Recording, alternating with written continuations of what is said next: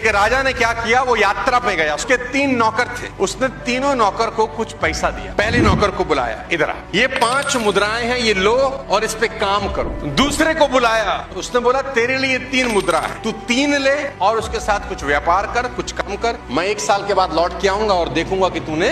तीसरे नौकर को बुलाया, उसको 1 मुद्रा दी कि ये तेरे पास 1 है, तू जा इसके साथ कुछ कार्य कर, कुछ धंधा पानी कर, मैं 1 साल के बाद लौट के आऊंगा और देखूंगा कि तूने इसके साथ क्या। जिसको 1 दी उसने कहा कि राजा की मुद्रा बड़ी कीमती, उसने तुरंत मिट्टी को उसमें दबा दी। जब राजा आएंगे सुरक्षित निकाल के। 1 साल के बाद राजा वापस आए, तीनों को खड़ा किया, बोला अपनी अपनी मुद्राएं लेकर आओ। जिसको पहले को 5 दी थी, 5 की 10 बना दी। ये 10 मुद्राएं राजा जी आपको अर्पित करता हूँ। राजा ने कहा वाह क्या बात है। दूसरे को जिसको 3 दी थी, उसने बोला मैंने भी धंधा किया राजा साहब, 3 की 5 बना दी है, ये आपके पास। तीसरे से पूछा तेरा क्या हाल है, उसने मिट्टी खोदी, बोला प्रभु 1 की 1 संभाल के रखी, कुछ खराब नहीं किया। राजा ने कहा वेल डन। राजा ने मंत्री को आदेश दिया कि जिसकी 1 है इससे ले लो और उसको दे दो जिसके पास 10। उसने बोला ये तो नाइंसाफी, हम पे तो 1 ही थी, वो भी आपने ले ली और उसको दे दी जिसके पास ऑलरेडी 10 है। तो राजा एक लाइन बोले, याद रखो जिसके पास है उसे और दिया जाएगा और इस तरह उसके पास बहुत हो जाएगा, लेकिन जिसके पास नहीं है उससे वह भी ले लिया जाएगा